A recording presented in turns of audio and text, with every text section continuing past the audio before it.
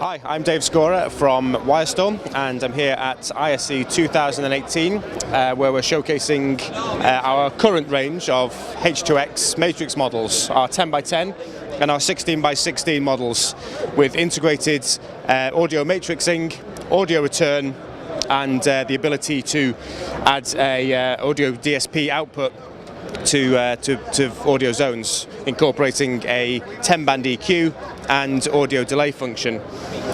Additionally, at the show we're also showing the new H2XC range and the modular cards that brings. So what we can do now is add HDBaseT inputs, so we can decentralize sources within an installation. We can send now 4K content at 44460 up to 70 meters over a standard Class A HDBaseT link, and we've also got the ability now to send over multi-mode fiber up to 300 meters, extending the range massively for 4K transmission, whilst having excellent immunity to electromagnetic and RF interference.